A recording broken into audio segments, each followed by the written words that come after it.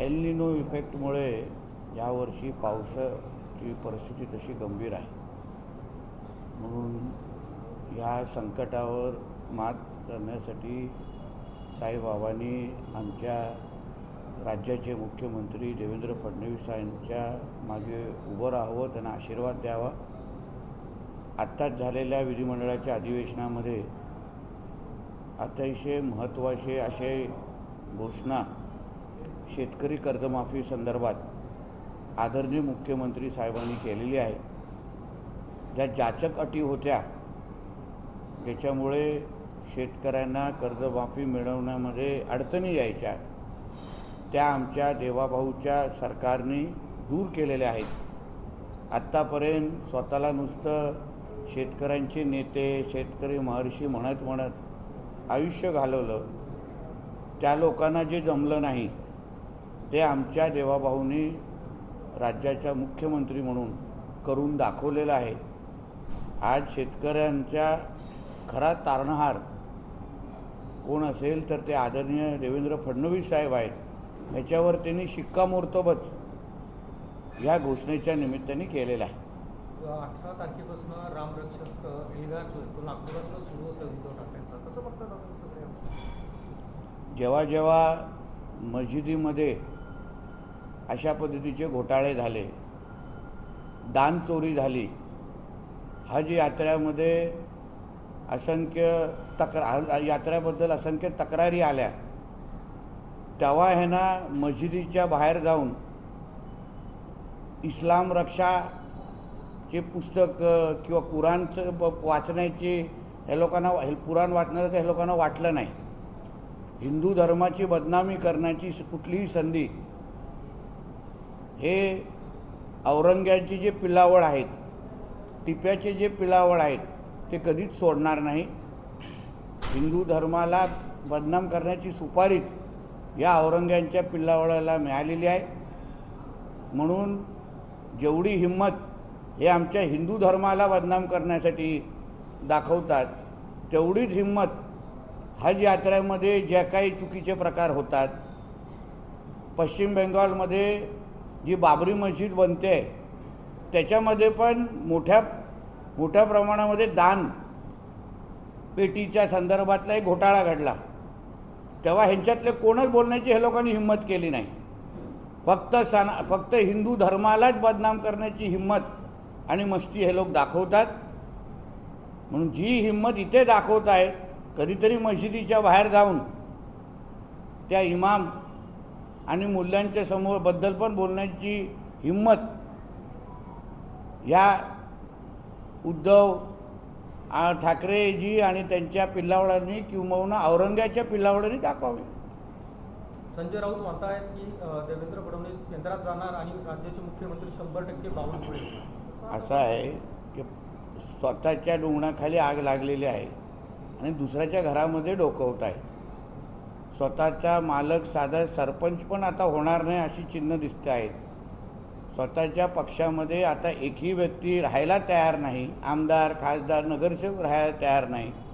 म्हणून भारतीय जनता पक्षामध्ये काड्या लावण्याच्या शिवाय हा संजय राजाराम राऊत काहीच करू शकत नाही.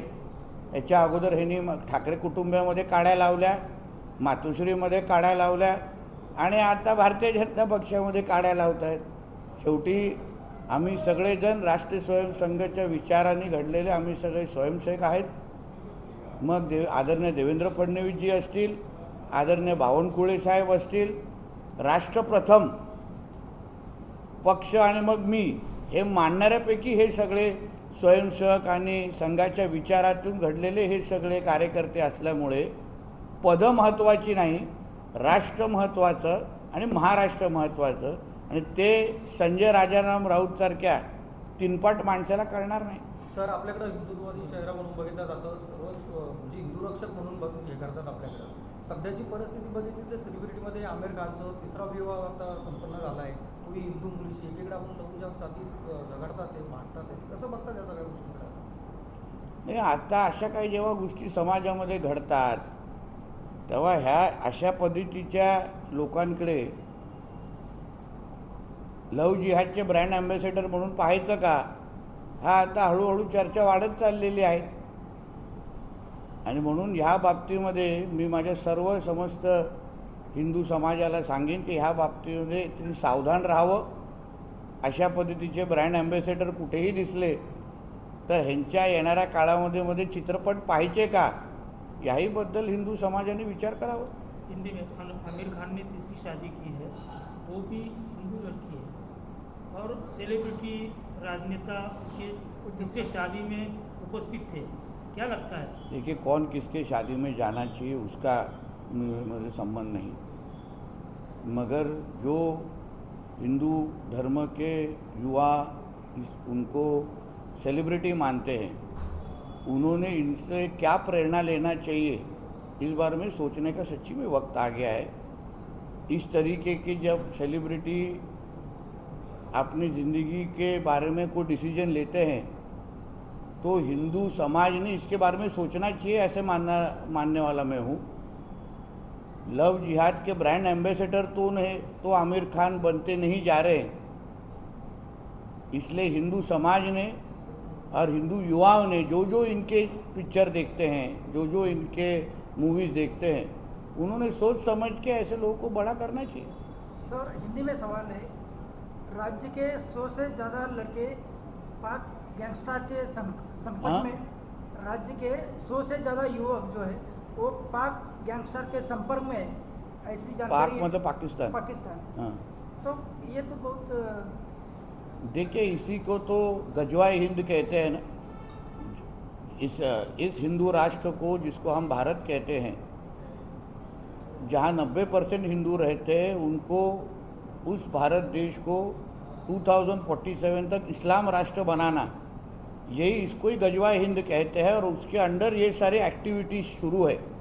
मगर देश में, केंद्र और राज्य में हिंदुत्ववादी सोच की सरकार है. इसके बारे में हम लोग अलर्ट है. कोई भी अगर हमारे हिंदू समाज के युवाओं के तरफ अगर गंदी नज़र से देखता होगा तो उसको हमारे नरेंद्र मोदी जी की सरकार, हमारे देवेंद्र फडणवीस जी की सरकार अपनी जगह दिखाएगी, इतना विश्वास से मैं कह सकता हूँ.